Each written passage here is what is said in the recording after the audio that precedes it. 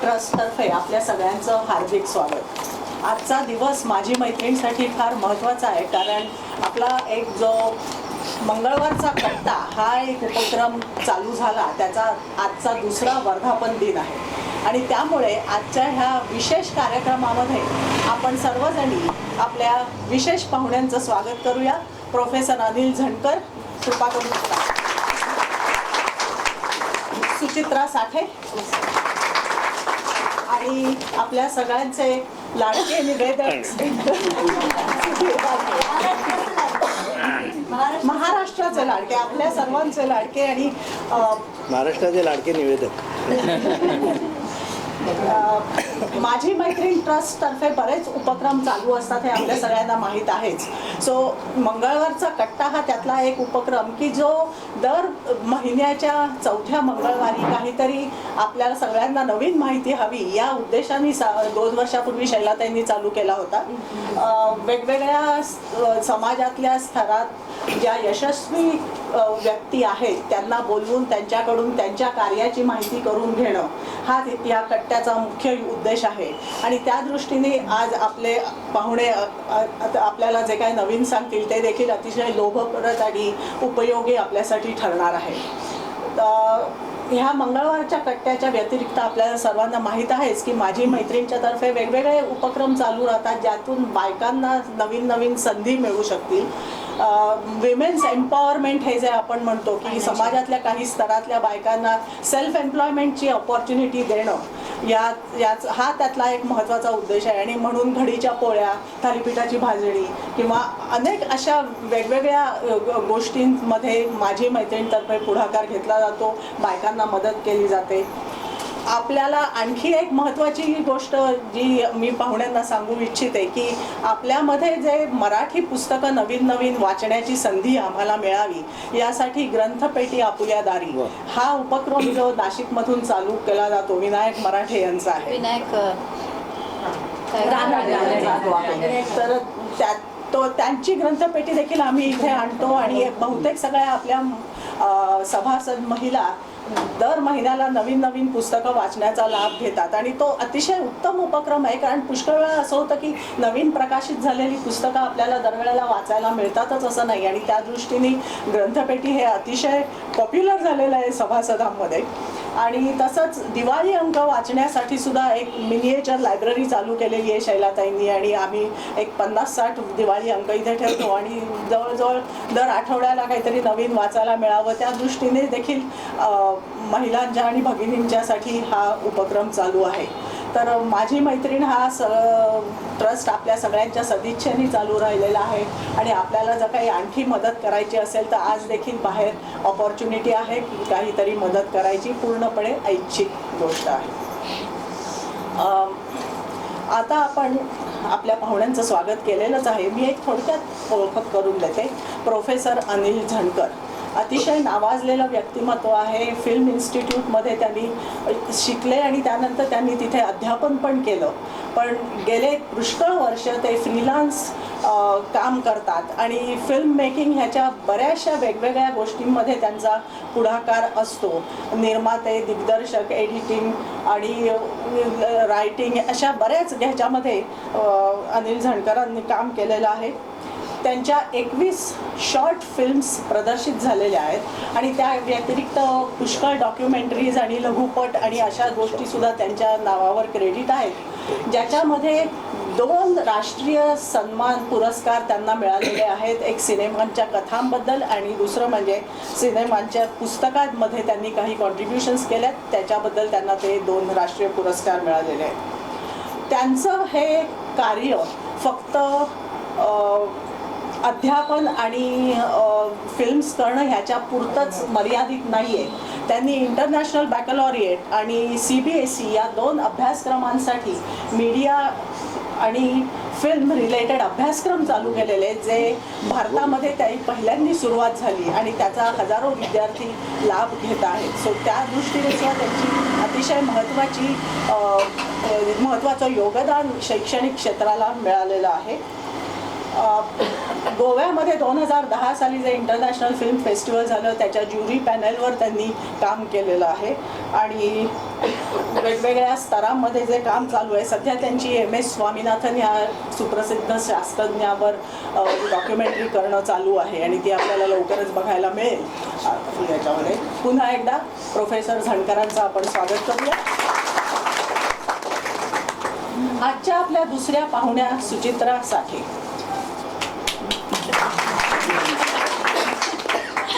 पुणे युनिव्हर्सिटीमधून मास कम्युनिकेशनमधून त्यांनी अध्ययन केलं आणि त्यानंतर फिल्म इन्स्टिट्यूटचा एडिटिंगचा डिप्लोमा घेतला आणि त्यानंतर त्यांचं फिल्म एडिटिंगमध्ये बरंच काम चालतं. शिवाय त्या फिल्म इन्स्टिट्यूटमध्ये फिल्म एडिटिंगसाठी शिकवतात सुद्धा. 12 फीचर फिल्म्सचं त्यांनी एडिटिंग केलं आहे. पुष्कळ शॉर्ट फिल्म्स, डॉक्युमेंटरी ह्याचं पण एडिटिंग झालेलं आहे. पण त्यांच्या 2 सिनेमांना राष्ट्रीय पुरस्कार मिळाला, गाभरीचा पाऊस आणि रिंगण. तर अशा ह्या अतिशय कल्पक व्यक्तिमत्व आज आपल्यामध्ये आलेलं आहे आणि त्यामुळे आजची सभा प्रोफेसर झणकर आणि सुचित्रा यांच्या दोघांमुळे ही अतिशय काय म्हणू मनोरंजनदायक ठरेल अशी मला खात्री आहे. ह्या दोघांची मुलाखत घेणार आहेत आज सुधीर गाडगीळ. त्यांच्याबद्दल मी काही बोलायची जरूरच नाही आणि त्यामुळे आता मी सरळ कार्यक्रमाची सूत्र सुधीर गाडगीळांच्या हातात देते.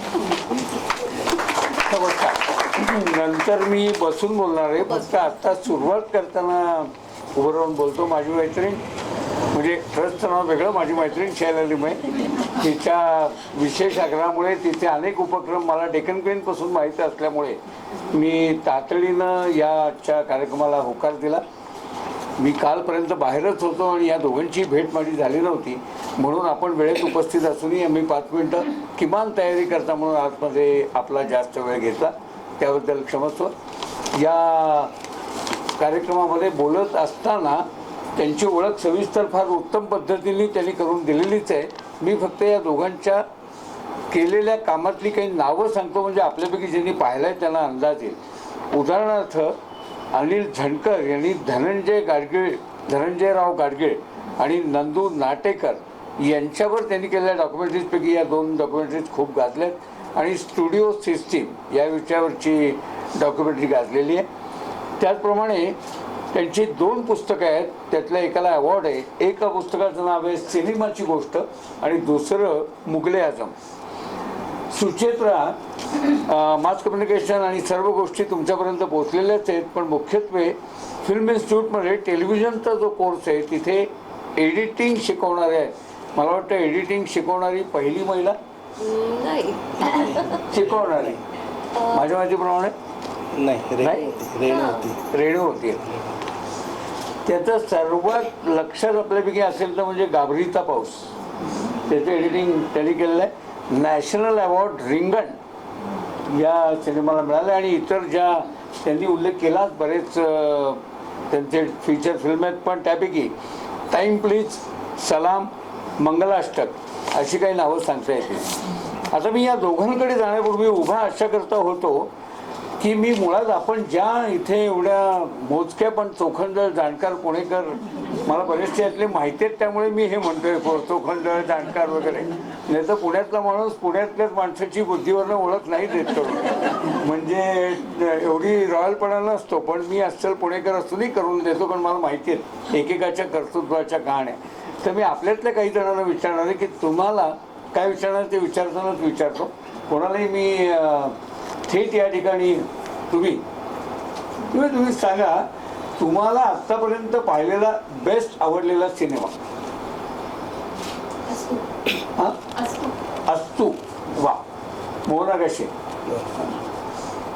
विशेष काय आवडलं? विशेषतः खरं काही सगळंच आवडलं. ऍक्टिंग फार चांगलं झालं, डायरेक्शन फार चांगलं. अल्झायमरचा फील त्यांनी स्वतः ॲक्टरनी डॉक्टर असलेल्यांनी अल्झायमर रोगाचं फील चांगलं दिलं. बर. अनेकांना काय काय शिकवणाऱ्या यांना मी सांगतो की आपण बोला तुम्ही आणि जाणीवेने पुस्तकं वाचता, सिनेमे बघता, मला माहिती आहे. दोघं नवरा बायको मला छळता दरवेळेला वेगवेगळ्या सूचना करून, आणि लवकरच त्या निर्माता होणार आहेत सिनेमाच्या, म्हणून त्यांना विचारतो. हे माहिती नव्हतं लता. हां तुलाच घेणार आहे त्या. हा तर आतापर्यंत आवडलेला विशेष लक्षात राहिला 1 किंवा 2 असू शकतात. 1 मिनिट हा. नाही सांगते हा हे बरेच पाल आहेत त्यामुळे त्या आता बऱ्याच याच्यामधलं 1, 2, 3 आपण पटकन सांगू शकतो ना आपल्याला आवडलेला. मध्ये खरं म्हणजे सैराट सैराट बर आणि त्याच्यामध्ये आवडला एवढ्यासाठीच की त्यातली शेवट चांगला आहे. बरं. काही करू नये यासाठी जो बऱ्याच जणांचं मत त्या शेवटच वाईट आहे नाही तर बाकी बरं आहे अशी 2 इतकी टोकाची विरुद्ध मत आहेत म्हणून विचारलं. सैराट हा अलीकडचा आला आणि मागच्याचा काय टप्प्यातला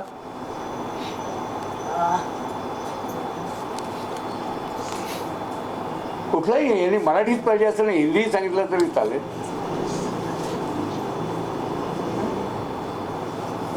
असा एकदम नाही आला.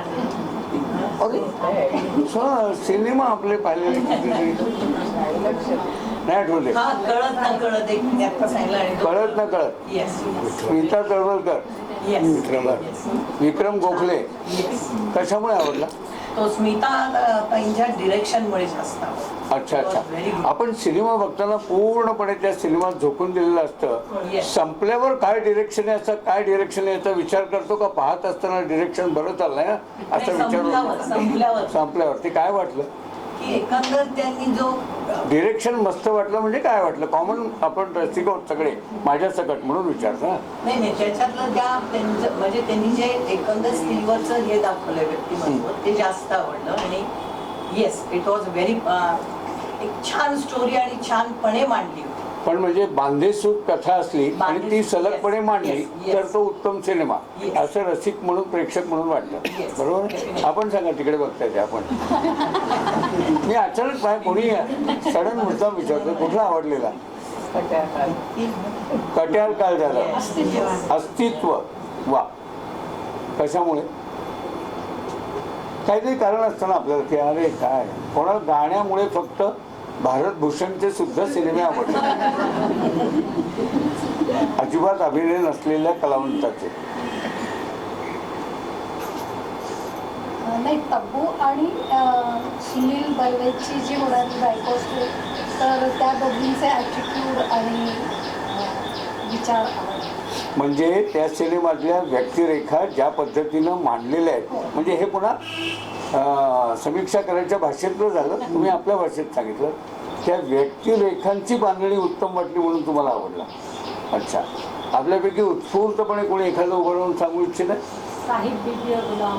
हा साहिब बीबी और गुलाम वा एकदम कारण मीना कुमारीचं जे कॅरेक्टर आहे ते फार मला भावतं.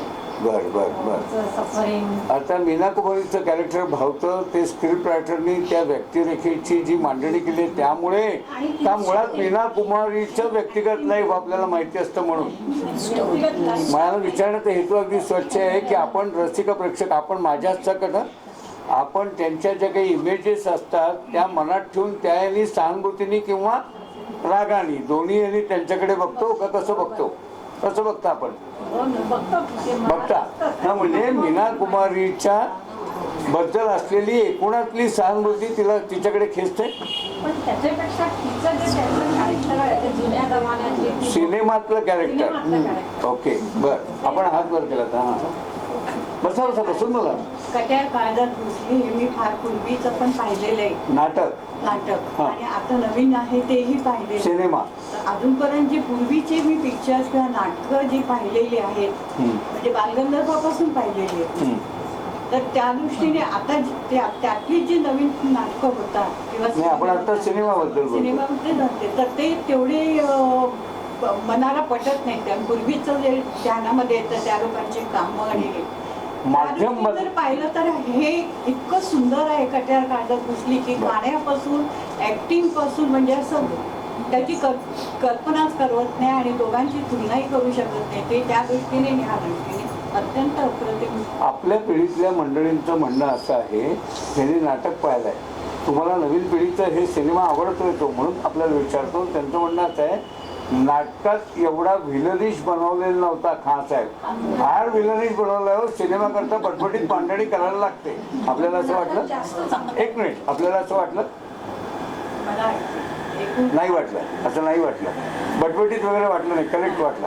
अगदी सुंदर म्हणजे काही कुठे उणीवच काढणार नाहीये. वा. गाण्यात नाही, गाणी तितकीच अप्रतिम जी पूर्वीची ऐकलेली आहेत हा. एवढ्या मोठ्या लोकांची त्यामुळे तशीच अगदी मी सुद्धा वाटली. वा. एकच शेवटचा आता कोणी असेल मनात तर बोला. अरे वा, मला आवडतं उलट तुम्ही बोलताय, नाही का रे? मी हे का विचारतो ते बसल्यावर सांगतो. बसून सांगू ना? हो, बसू ना. धुसर म्हणून जो सिनेमा होता त्याच्यात रीमा लागून अप्रतिम काम केलेलं आणि ते अल्झायमरची जी सुरुवात होते हो. ती सुरुवात आणि कसं काय बदल होत जातात त्या बाईच्या चेहऱ्यावर तिच्या बॉडी लँग्वेजमध्ये. त्या विषयामुळे आवडला, नाही तिने जे एक्सप्रेशन तिचं जे होतं तिच्या कामामुळे आवडलं. काम करत असलेल्या अभिनेते किंवा अभिनेत्रींनी फार उत्तम पद्धतीनं ती व्यक्तिरेखा आपल्या मनावर ठसवली तर आपल्याला सिनेमा आवडण्यामध्ये तो सिंहाचा वाटा असतो का तो भाग. अगदी आपण आता कोणतरी आहोत. माझा जुना म्हणजे चांदणी बाग. एक मिनिट. हां, चांदणी बाग चांदणी बाग. वा. मधुर भांडारकर. अतिशय म्हणजे वेगळा विषय उत्कृष्टपणे त्यांनी त्याच्यामध्ये हँडल केलेला आहे. एक जो दुर्लक्षित वर्ग आहे आणि काय त्यांचं आयुष्य असतं आणि त्यातून तबू आणि अतुल कुलकर्णी यांनी जो त्यांच्या ह्याला जो न्याय दिलेला आहे. म्हणजे हा पिक्चर मी अमेरिकेत असताना DVD आणून पाहिलेला होता. ते मला 4 दिवस घरात नंतर एकटीला चैन पडेना, म्हणजे सारखा डोक्यात तो एक विषय म्हणजे अतिशय बेचैन करणारा पण खरं वास्तव जे त्यांनी काय म्हणायचं त्याला अगदी स्टार्क रियालिटी मांडली आहे. एक मी आपल्याला कुठल्याही वेगळ्या सरकट पद्धतीने विचारत नाही, अगदी साधेपणाने विचारतोय. तशा पद्धतीचं बार लाईफ बायकांनी बघण्याची, प्रत्यक्षातलं बघण्याची शक्यता खूप कमी असते, बरोबर? ते बघितलेलं नसताना हे वास्तव लाईफ आहे असं सिनेमातनं कसं वाटलं? नाही म्हणजे कारण समाजातला तो एक भाग आहे. म्हणजे त्यांनी मांडलेला आणि ह्याच्यावरचं वाचन वगैरे बरंच आपण केलेलं असतं, त्यामुळे ते डोळ्यापुढे आल्यामुळे ते म्हणजे साहजिक वास्तविक वाटायला लागतं आणि त्याचा एक इम्पॅक्ट खूप आहे. आपण काहीतरी म्हणतो डॉक्टर प्रकाश आंबेडकर. आमटे म्हणायचं, आमटे.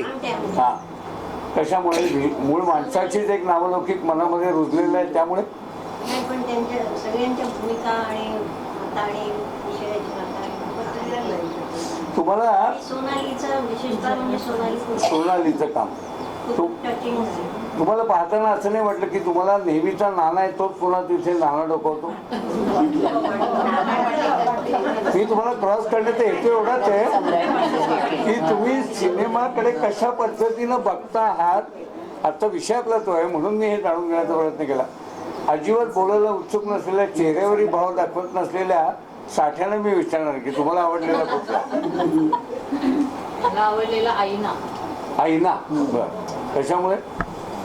त्यातल्या गोष्टीमुळे म्हणजे आपल्या रिअल लाईफमध्ये आपण घरातल्याच मुलांची तुलना कशी हे करतो आणि त्याचा कसा परिणाम होतो त्यामुळे तुम्हाला पिक्चर आवडला.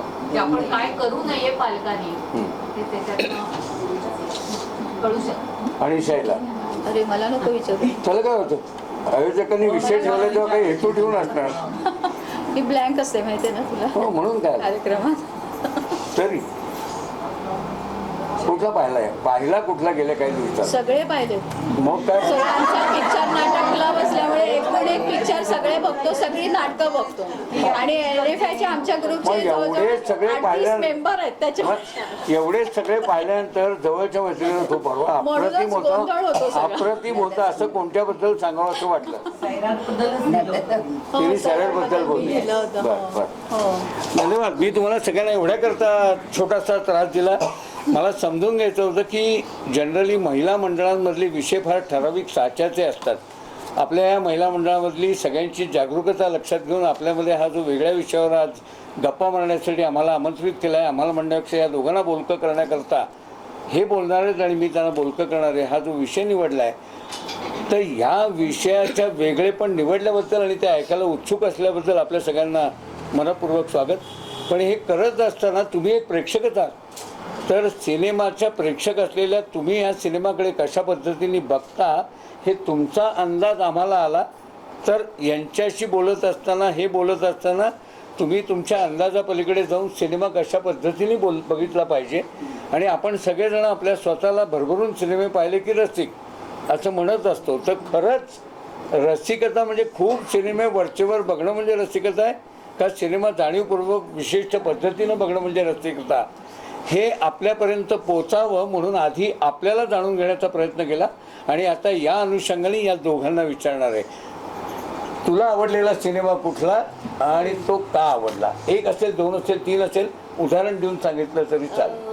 आता रिसेंटली आता बरेच रिजनल फिल्म्स खूप चांगल्या येतात, म्हणजे मराठीत तर येतातच आहेत पण बाकीच्या भाषांमध्ये पण येतात. रिसेंटली बघितलेली मी एक फिल्म आहे तिथी नावाची, जी एक कन्नड फिल्म आहे. आय थिंक आपण सगळे एक गोष्ट शोधत असतो की आपल्याला इमोशन, आय थिंक आपल्याला फिल्म कशी टच होते का, that is what we are looking at. Characters त्यातले मे बी आपल्यासारखे नसतील ते कॅरेक्टर्स, पण त्यांच्याबद्दल काहीतरी आपल्याला आवडत असतं. तर मला तिथे या फिल्ममधलं कॅरेक्टर्स खूप आवडले, म्हणजे एकन एक कॅरेक्टर त्या फिल्ममधला वॉज वेल एज. एक मध्ये व्यत्यय आणतो आपण, ज्या तुम्ही दोघेही जण जागतिक पातळीवरच्या सर्व भाषिक फिल्म बघत असता, तर उदाहरण देताना मराठी सोडून जर बाहेरची कुठली असेल किंवा हिंदी पॉप्युलर सिनेमा सोडून जर कुठली असेल, आता कन्नड तिथी, एक वन लाईन फक्त त्याची थीम काय सांगितली? एका गावात एक म्हणजे 99